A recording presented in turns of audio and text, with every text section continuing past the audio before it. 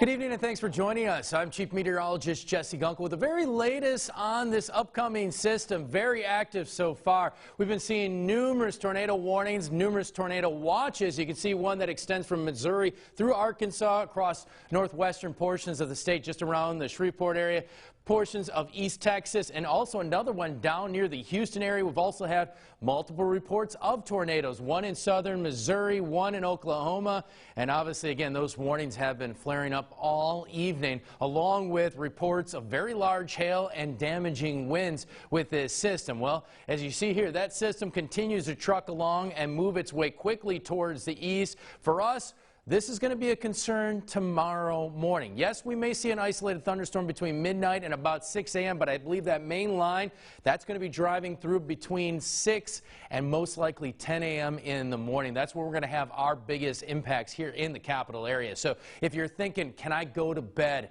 Can I sleep tonight? Well, what I suggest is make sure you have that alarm set for early morning. Wake up, make sure your cell phone is charged, and you are ready to go once those warnings start to pop. As you see right now, just a little bit of light rain out there, nothing major. We've had a few individual thunderstorms develop, but it's just been a very breezy one out there. Still waiting on that front to push through and inch its way closer to Louisiana. But notice across the state, we are underneath a wind advisory, and it's doing a couple things. We've had some wind gusts nearly 40 miles per hour. Would you believe that? That's tropical storm strength.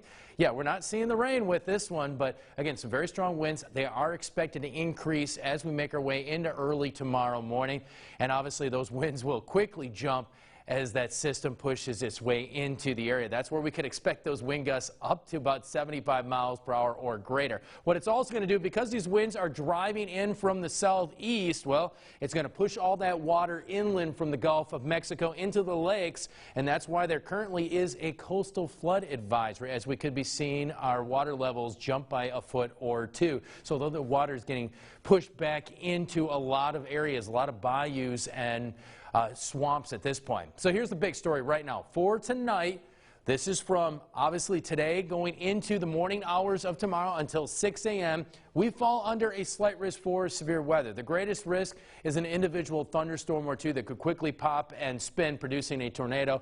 Most of the strong straight line winds and hail threat, that's all going to sit across the northern part of the state. And as you see here, well, they sit under a moderate risk. That is a 4 out of 5. Those could be some pretty intense storms overnight, which is definitely a big-time concern while everybody is sleeping.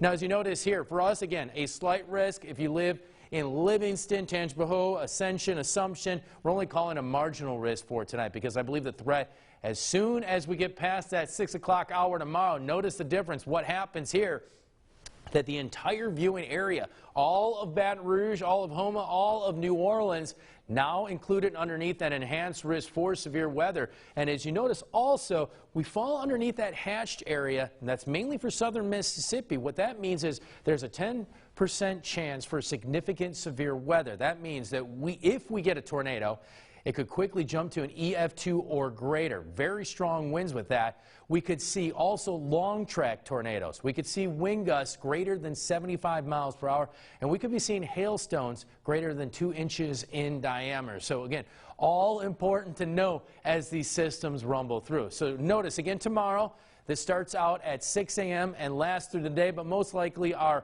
overall impact or threat is going to quickly diminish after lunch. But here you go. The entire viewing area underneath that enhanced risk, that is a 3 out of 5. It's going to start out with a few individual cells that could be some rotating storms and therefore produce an isolated tornado or two. Then that main squall line drives through. That's going to be the line where we could see those strong straight line winds and maybe even a couple spin-ups in the mix that could produce a tornado or two out there, along with some large hail and some heavy rainfall. Luckily for us, again, it looks like it's going to be a narrow band of storms and a quick mover, so I'm not too worried about rainfall. Only localized areas, those areas that are typically prone to flooding, that's where we're going to have our greatest risk. So here you go. Give it a little bit of time in your FUTURECAST. Should be mostly quiet overnight until about 5 a.m. as you see those storms start to make their way through the base, and we could see a few isolated thunderstorms ahead of it between 4 or 5 in the morning, but that's mainly Point Coupee Parish, and we're talking West Feliciana and moving into southern Mississippi. Then as we move along, that line starts to organize a little bit. Storms quickly barrel through around 7 o'clock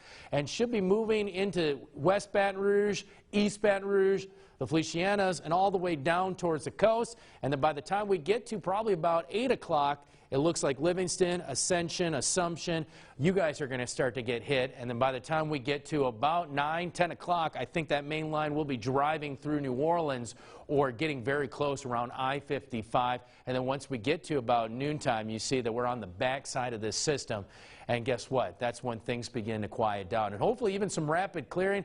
We'll see that front push through late tomorrow. Those winds will shift out of the north, and our temperatures will drop. We'll get back to some sunshine heading into your Sunday. So please have a plan of action and make sure you're ready to put it into place and ready to go tomorrow morning just in case. So if we issue a tornado warning or your phone starts buzzing like mad, move to the lowest area of your home. Lowest level, well away from windows. That way you don't have to worry about flying debris. Always cover your head with a pillow or a mattress. And if you live in a mobile home, well, have another place to go just in case. Something that's a little bit more sturdier with some concrete walls. So here you go.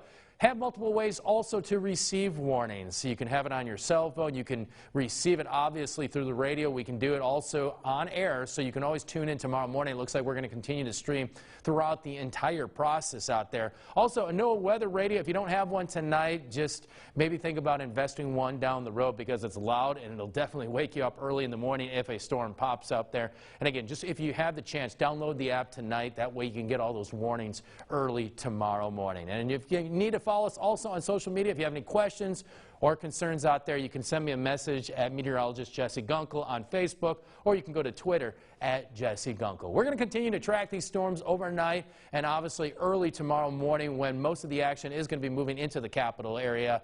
But we'll keep you up to speed through these evening hours, and thanks for joining us tonight.